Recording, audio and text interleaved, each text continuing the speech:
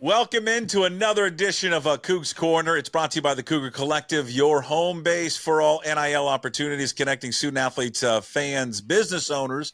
You can join today, hashtag Mighty by the Many, and supporting student athletes on and off the field. Join the 1890 Club for as little as $18.90 a month, the most accessible route to supporting the Cougar NIL growth. You can also make a one-time donation.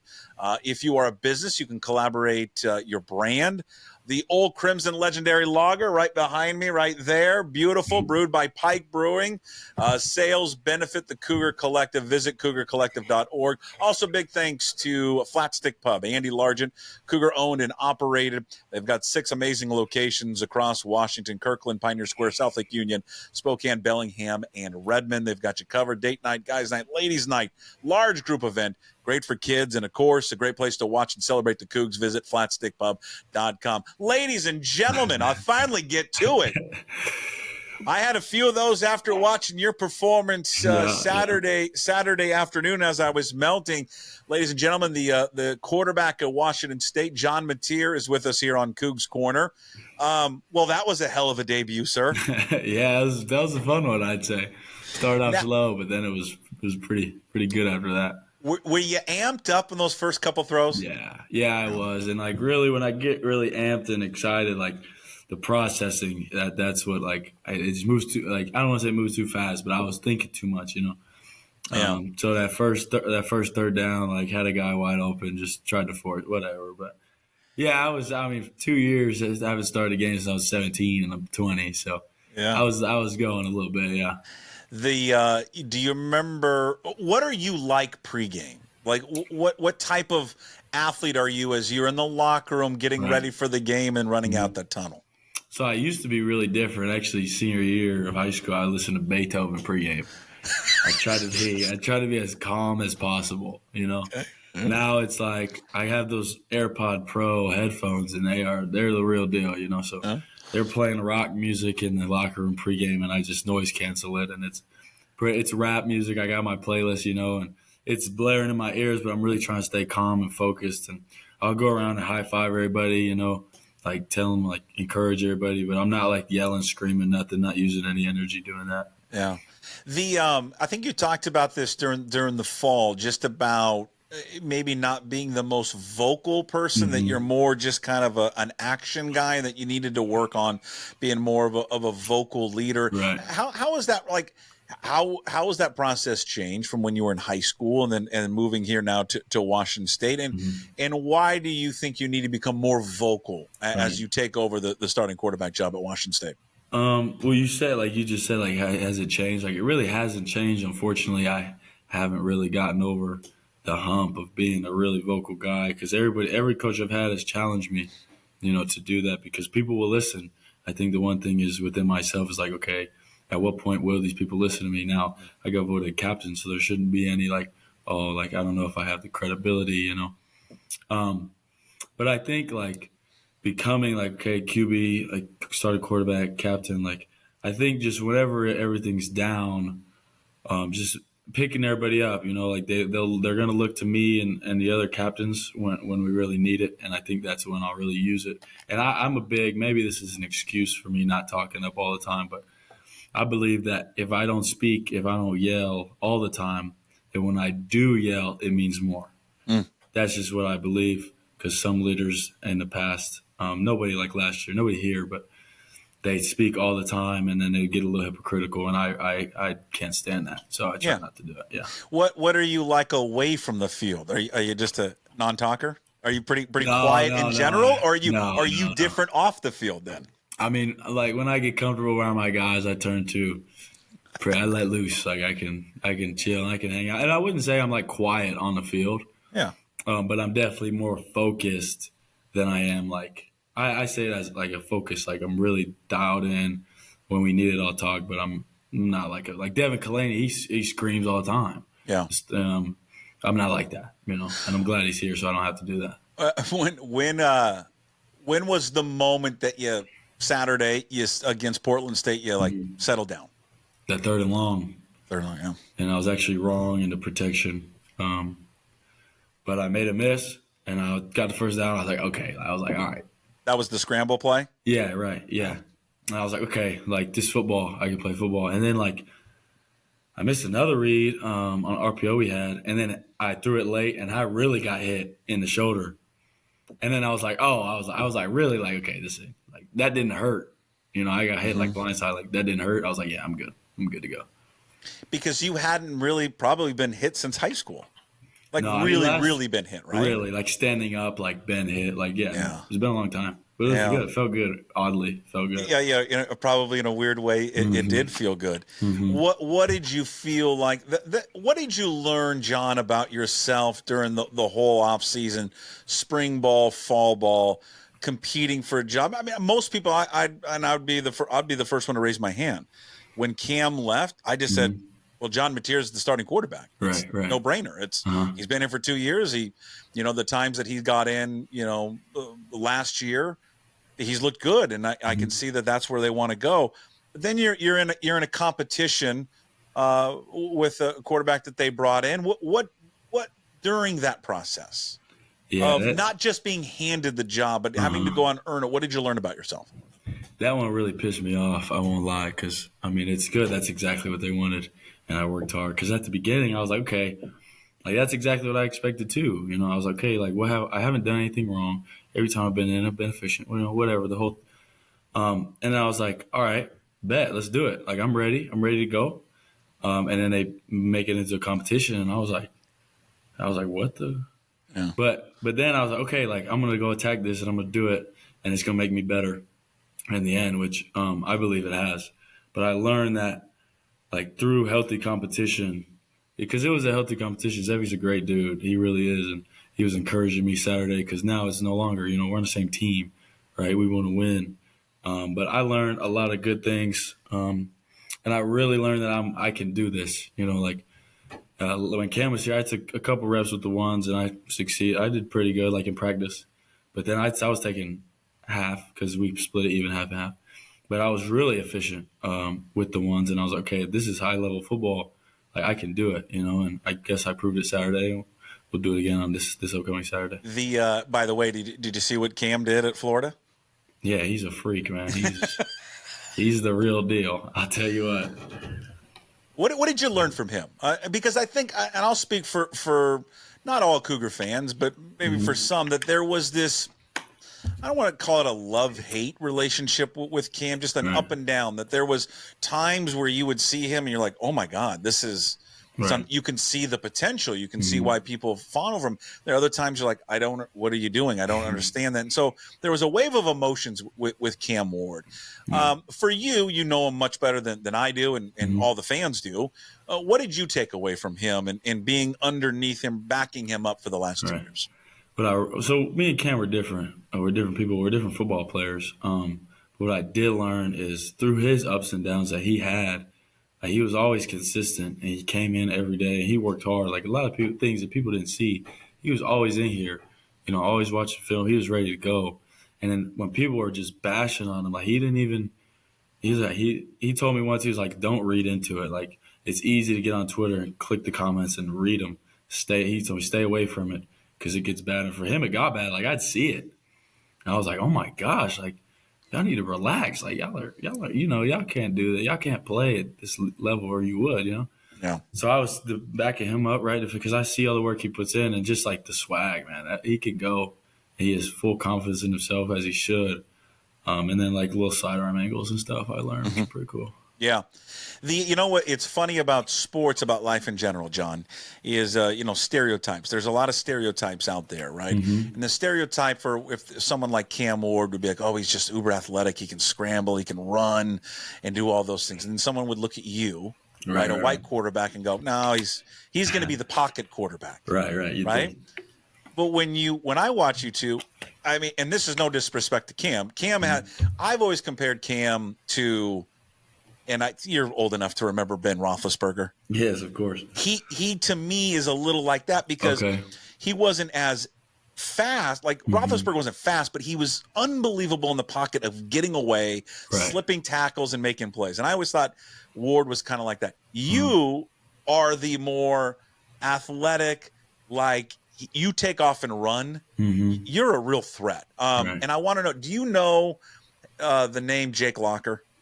I've heard of it. Yeah, Okay. Where did he play college? He played at Washington. Yeah, I've heard that comparison before. And it's maybe because you wear the same number because he wore 10 too, but you just remind me so much of him that when he took off and ran, like it's a different element. And I know you know a lot of the quarterbacks that played at Washington State, but they've never had someone like you. Once you take off and run, like your 40-yard touchdown. Like I can't remember. I remember a quarterback that did that. What were you always like that? Were you always kind of like when you take off and run, like in high school? Was that always kind of just an element, a weapon of yours? No.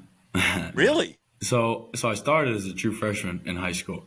I was 14. I was like 160 pounds, and I wasn't athletic. I could just throw, and I understood the game of football enough to be able to do it. But I was really there because of my arm. Like this quarterback that was a senior, he was struggling, and he just put me up. And then I was like, okay. Sophomore year, it was okay. And then COVID hit, which, bad deal for most people. But for me, it was like, okay, there's no school. And in the summers, I would grind. Like, all I would do is work out and play football. Like, all I did, football and baseball. But from, like, once the baseball season got canceled into summer, I was just running and getting more athletic. And then we moved up to 6A, which is like Allen, Dengeyer, Prosper, like big Texas schools, right? And I was like, okay, like I don't have a choice. Like I'm either going to get killed or I got to learn to run and get strong and get fast. So it was definitely a goal of mine after my sophomore year that like I needed to improve. And then like I started watching Lamar Jackson, and he's a freak. And I enjoy watching him run. And I was like, it looks fun. Like why would I not try to do it, So then there's this hill by my house, 25, 30-yard hill. I would run it every single day, and here we are. So you guys, it's funny because you think about speed. You always think speed is an inherent thing, right? And but you weren't fast. You just got faster. You just worked at it, put the time in, and became faster. I wonder, at 48 years old, do you think I could get faster? Well, you said that thing about Tom Brady. That's he's faster, but I now? can't. Yeah, but I mean, come on, he doesn't. He eats avocado ice cream. Hey, relax. I'm not one to do that, but the TB12 method is real. Do you dip into it a little bit? Yes. Really?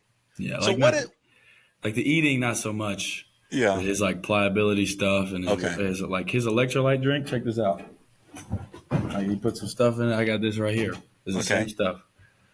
Yeah. And what is it? It's just better. Let's like better than Gatorade, better than just plain old water. Less sugary. It's just pink Himalayan salt, honey, and lemon juice, and some flavoring. It keeps me going. But you can't do the food. That's a little. I mean, I like keep it strict, but like, come on. You'd have to give up your Texas barbecue, right? And that's not like that way. Do you have a barbecue deal in Pullman? Are you doing something? Who is that with? Miss Huddy's Barbecue. Miss Huddy's Barbecue. Yeah, it's the real deal. Where is it at? So it's a food truck or a food cart. And they plant it outside of Paradise Creek Brewery. Okay, He'll be there. He'll be there this Sunday. I'll be there. I'll be grabbing some barbecue with my dad probably. Okay, so you connected with those guys. Yeah. Now, are they any connection to Texas at all? Are they just Washington people that just started to make barbecue? They might be upset with me. That you don't know. That like I'm not exactly sure. That's okay. They're not going to hold it against you, John. I hope not. I feel bad. I forget. They've told me. Now be careful how you answer this. Does it? Right. I mean, Texas barbecue is held up to high esteem. Right. No, that's the real deal. Okay, it is. Yeah, their sausage and their brisket is the real deal. I mean, everything else is, but those two are like. And that's your go-to? Yeah. Started getting the Huddy sandwich. That thing is. Okay, what's on the Huddy sandwich? I think it's like brisket, some coleslaw, some pickles, some sausages. Okay. It's like, it's good. It's the real deal. It makes you feel like you're back in Texas. Yeah, it definitely helps. Okay. No. Yeah, that's not on the Brady diet. He doesn't. The TB12 doesn't have brisket. No, and I found out actually, like, because when Brandon Jackson was here, right, he would his in season he would eat super clean, right, and so my true freshman year he was like, oh, we're in season, like there was like a muffin or something in the Gray W. Yeah. He was like, I'm not eating it, and I was like, maybe that's what I should do, and I like started losing weight, so I kind of gotta like. You gotta balance it. Yeah, I got to add some sugars or I'll start losing weight, which probably isn't great. But I Yeah. also have a very big sweet tooth. I would like to add sugars and lose weight too. I would like that would be nice if we all we could do that. I think hope is lost for me, John. What give me the let's go back to Portland State. We'll look at Texas Tech. I'm sure Texas Tech has got some special meaning for you. Right. What did you like about the offense? I'm sure there's some things you left out on the field, but evaluate how the offense performed for you last Saturday. No, I mean the O-line was just they were killing it. Like maybe it was personnel of Portland State, or maybe we're just dialed. We'll find out as the season goes. But like those boys, like we had clips on Monday morning of the protections and the runs. Like we were ripping runs. Shout out to the running backs too. But the O-line is doing a great job. Coach Castor is doing a great job. And then the run after catch of the receivers, like I averaged 20 yards a catch on. I don't know what my average is like. Throw to catch was like maybe it was far. I don't think it was very far. Yeah. The receivers were doing their business after. Oh my gosh. I think K-Dub hit like 22.3 miles per hour, 21, something crazy. Yeah, they're just doing great, like real good. And I think nobody panicked at first. I think that's a big deal. Like I was tripping straight up. We watched the film. I was tripping first drive. Came back. I was like, I'm good. I got y'all. And they believed it. And then we went out. We didn't get stopped again. So. What is I had heard a lot about number 21 Wayshawn Parker, and I was like, okay, and people were telling me, hey, wait till you watch this guy, it's going to be unbelievable. Yeah. I came over for your first scrimmage, and so I was like, oh, I want to see how he does, and I could just tell the first time I saw him, the first time he touched the ball. And I think he only got like 3 or 4 yards, but it looked different. And it's no disrespect to the other running backs. You have a great running back room. No doubt. But as an 18-year-old, he just looks physically different than the rest. How has he adapted? He seems like that he has gone from high school right to the next level and hasn't skipped the beat. Yeah, he's real good. He loves to learn. I think that's a big thing because whenever running backs come from high school to college, it's really protection and blitz pickups and all that. Like that's the tough part. Ball is ball. Running back. He's a gifted running back, obviously. But the protection stuff is where people really struggle. But he's been learning, and great leaders in that room, great old guys in that room that are helping him and teaching him. But he's just so open to learning, and I think it's a great deal. Yeah. I think fans would be interested in this. Okay. How'd you end up at Wazzu? Like, what was the background and how it ended up you landing in Pullman? Yeah, so I mean, to be honest, point blank, I just didn't get recruited enough. I didn't get recruited as much as I thought I should have got recruited, but we'll save that for another day. Yeah. But I signed I didn't sign. I committed to Central Arkansas going into my senior year. Played really well my senior year. The two people I was the offensive MVP. I was a district offensive MVP after going 1-5 in district, which doesn't really happen. And the two people above me are the two co-MVPs were Jackson Arnold, the starter at OU now, and Jalen Jenkins, who was here, right? Yeah. So those are real ball players, right? So, and I was like, okay, no quit, I'm gonna get recruited, and then nothing came, and I was like, what happened? And so New Mexico State offered me, and then Coach Morris re-offered me after he came up here from Incarnate Word, and I was like, okay, if I'm going Power 5, I'm willing to sit behind Cam Ward. I don't know how long he'll stay, but I'll learn from him, be in the Pac-12, and I was like, yeah, this is a dream come true. But truly just under-recruited. Did you know much of anything of Washington State? I mean, Mike Leach, and you knew of that, or was that about the extent of it? Well, what's funny is I've told this story a couple of times. In my notes, I made a top. It's sophomore year of high school. I was just dreaming, probably just laying in my bed, and there was 8 schools that I would love to go to, and it was UT, TCU, the obvious schools that a Texas kid would want to go to, and then Washington State was on the list. And maybe the only thing I can think is okay, they went to Alamo Bowl the year before. Gardner Minshew, the hype, but I'm not exactly sure. But yeah, that's really all I knew. Yeah. What do you think of it? What do you think of the town? I love it. It's great. I really do like it. Yeah. Small town. Everybody talks to everybody. It's really family feel. I like it. The one thing is, is part of this show and this weekly, this Cougs Corner, brought to you by Flat Stick Pub, and then the Cougar Collective. The changing dynamic, John, of college athletics is fascinating. I mean, it's so different now, and you're coming into it as it's in this change, right? You haven't lived both sides of it yet. The name, image, and likeness, the NIL, the folks like Cougar Collective, like Miss Huddy's, who you work with the barbecue spot there in Pullman.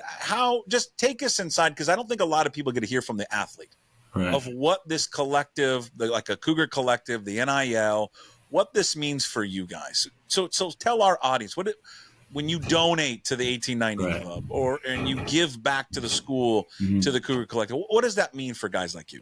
I think it just gives us an opportunity to be more, obviously, financially secure, but also to feel like the rewards of all the work we're putting in and feel the love from y'all. We feel the love on game day. We all come out and support, which is great. I think it's just another way to give back to the college football players that you love to watch. Because, I don't know, this isn't easy, but we do it because we love it, and to get those rewards is it feels good, it feels good to get, obviously. And you make different connections, like the relationship I have with the owners of Miss Huddy's, it's like they're like another family up here, and it's not just, I just talk to them because of the barbecue. I'll go over there and hang out, it's cool. And then, donating means the world, because people have the opportunity to send money back home in college, and that's a huge deal. And people do it here at this school all the time, and people you wouldn't even expect. I wouldn't know, but a lot of people send it back, and it helps. It helps a lot. Yeah, well, it's and part of it is too. You all of you guys that are on the team have a dream of playing at the next level. I mean, that's why you guys are all doing it. But the reality is, it's I think 1% or something like that you get to play, and so I think the money that you earn now, can help you guys, in the future. Because a lot of your teammates are not coming from great backgrounds, right? Or are financially set. So anything helps, and of course joining the 1890 Club helps there at CougarCollective.org. Do you ever get behind barbecue at Miss Huddy's? Do you ever get in the action like a pit master? No.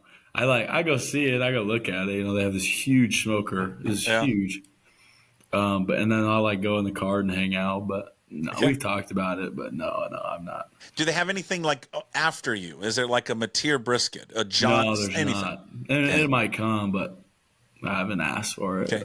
But there's good idea. There's a section. So we have season tickets on the student section. It's like the 15-yard line. All right. Right. There's a guy that sits behind me 3 or 4 rows, and every year he has a chant for a particular player. Okay. Years ago, it was Borgie. Remember Max Borgie, the running back? Yeah. And so every time he'd rattle off a long run, it'd be Borgie, Borgie, Borgie.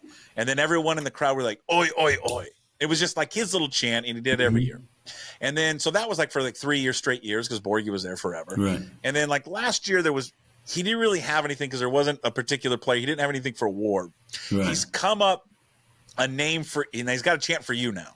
Oh, here we go. So it's if anytime you make a long completion or a run, he just says, he yells out, fear, and then everyone yells Mateer.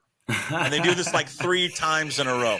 Now, I don't know. You can't hear it because you're on the field. Now, maybe this weekend against Texas Tech, you'll hear it. Right. But that's, if you ever hear it, you can look up to section 15 towards the RV lot. Yeah. And it'll be that gentleman up there who started the fear, John Mateer. And then he's also changed it to I think when the games got out of hand, when you score a touchdown, it's, what does he say? It's, he yells, grab a beer. And then everyone yells for John Mateer.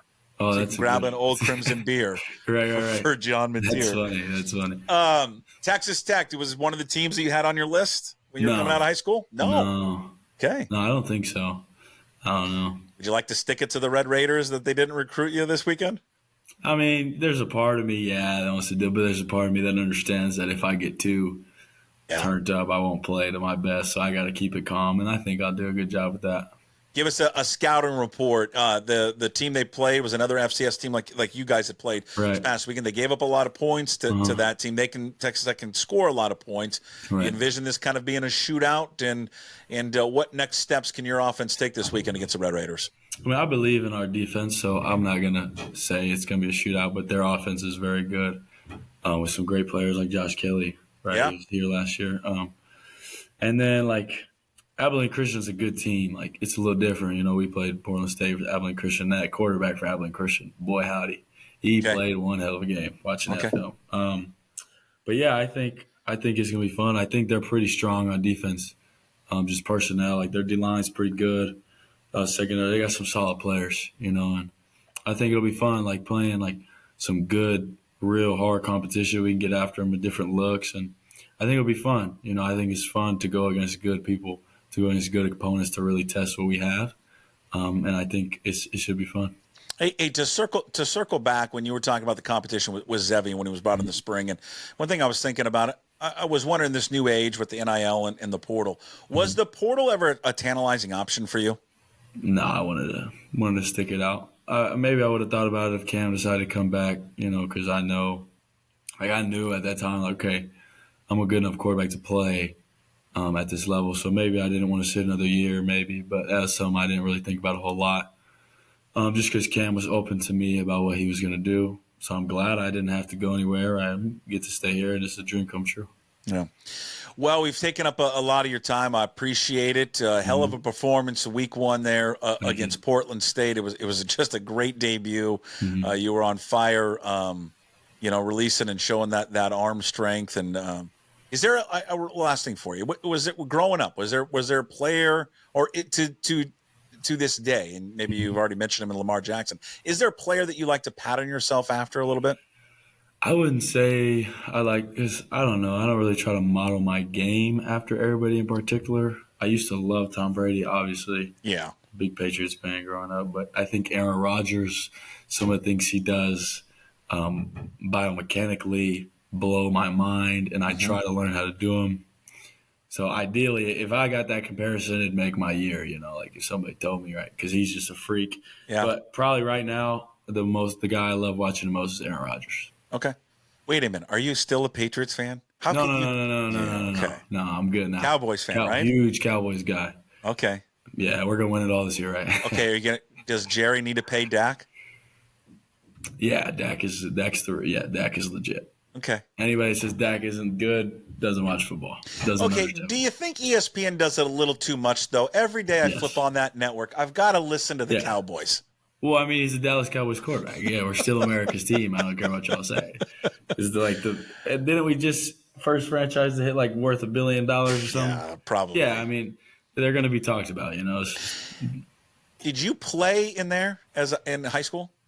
So our high school team wasn't good enough to make it to the state. Like the state tournament, right? It's crazy, right? Yeah, crazy. It's awesome environment. It's in that stadium. Didn't make it anywhere close. But whenever I was in sixth grade, they do like preseason games in there. Uh-huh. So I played a preseason game in the stadium. You know, it wasn't packed, but it was still awesome. Let me ask you this. What's the largest crowd in high school you played in front of? I could look it up. Like Allen High School has a huge stadium. 15,000, 20,000? I can look at it. There's a computer right in front of me. Hold on. Yeah. Allen High School. I think I've seen this one. It's like ridiculous. Yeah. I mean, it's a whole nother level down there. There's 18,000. 18,000 for a high school stadium. Yeah, no, it wasn't packed. Like it was, like we were good, but we weren't great. So, but there was 18,000, and then another one that was packed to the brim was Prosper High School, 12,000, and that was probably every seat was taken in that one. So that was, yeah. How would you describe Texas high school football? It's like it means more, I guess you could say it. Like the SEC. Right. It's so fun. It's so fun. Everything is, and we didn't even win a whole lot of games. Yeah. But it's so like, oh my gosh, it's so fun. Have you ever read the book Friday Night Lights? Have you seen the movie? Did you ever watch the TV show? I didn't read the book. I've seen the movie, I'm pretty sure. Yeah. And it's pretty close? Yeah. I know they Hollywood a little bit, of course, but yeah, it's pretty close. Okay. John Mateer, appreciate the time. His visit here on Cougs Corner brought to you by the Cougar Collective, your home base for NIL opportunities, connecting student athletes, fans, and business owners. Join today the mighty by the many in supporting student athletes on and off the field. You can join the 1890 Club for as little as $18.90. You can also make a one-time donation. You can check out the Old Crimson Legendary Lager. It's brewed by Pike Brewing. Sales benefit the Cougar Collective. You can visit thecougarcollective.org. Also, big thanks to Andy Largent. He was a former wide receiver, by the way, at Washington State. Flat Stick Pub, Cougar owned and operated. 6 amazing locations across Washington: Kirkland, Pioneer Square, South Lake Union, Spokane, Bellingham, and Redmond. Visit them at flatstickpub.com. John, appreciate the time. Let's do it again. Hopefully we can do it a couple more times throughout the season. Sounds good. Have a great performance last week. Have a great performance against Texas Tech. Thank you. I appreciate it. Thanks, John. Go Cougs. All right, go Cougs.